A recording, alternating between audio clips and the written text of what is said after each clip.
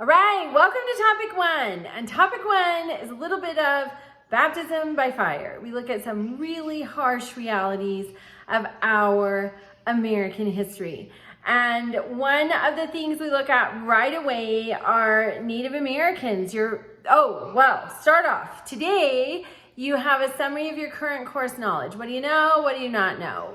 Personally, I had a disastrous high school history experience. Truly disastrous.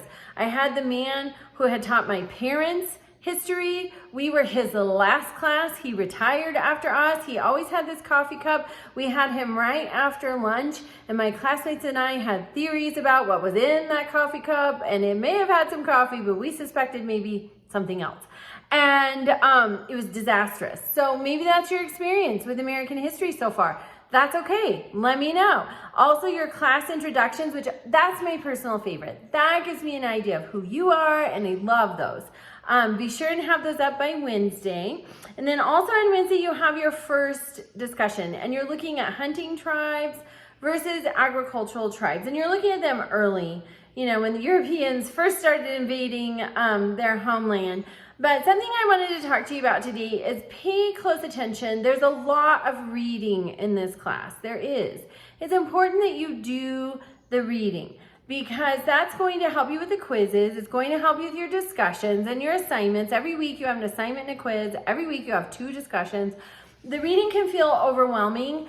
So one tip I have that I use in my own life, because I am still in school too, is I get up 30 minutes earlier every day, because the house is quiet and it just gives me 30 minutes to really focus. And I find if I will do that, then when I get to the weekend, I'm not overwhelmed. That 30 minutes a day, there's a book, The Power of the Half Hour, and I have it, but I've never read it.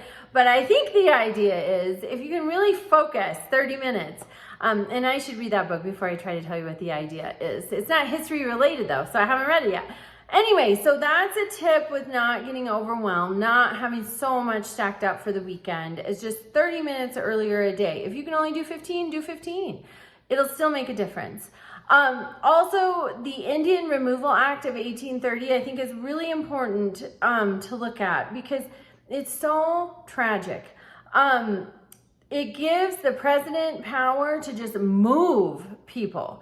And I think my sympathy lies with these agricultural tribes. The hunting tribes were on the move. I mean, it's still tragic.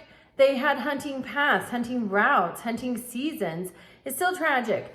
But I am in production agriculture, and I know to take a tribe from one area. For example, Joel Richard Paul is an attorney. He's also a constitutional law professor. He wrote a book about John Marshall, one of the premier chief justices of the Supreme Court. And so I got this book when I saw it because I like him as an author. He's a great author.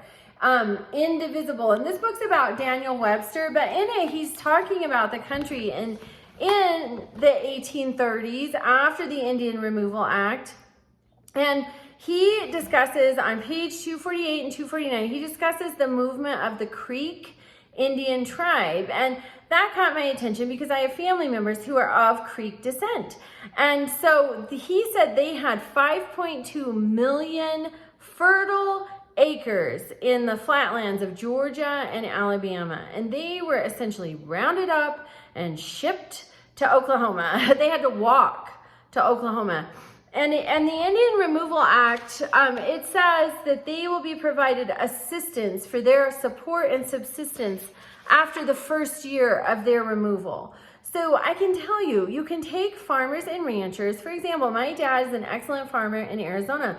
My husband is an excellent farmer and rancher in Colorado. If they traded places, they're both going to lose money for at least the first year, maybe longer, because there's a learning curve. The climate's different. The needs are different. So many things are different.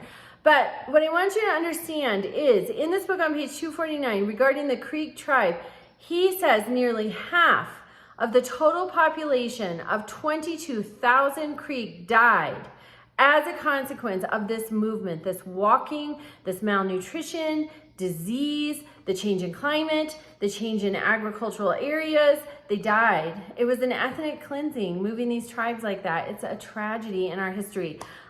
So this first week is kind of hard. We look at some hard topics. That's what history is. There are hard topics. There are good topics. Just keep that in mind. And we need to face them all because that's how we get a complete picture of what happened so that going forward, we can do better. Have a great week and I'll see you in the discussions.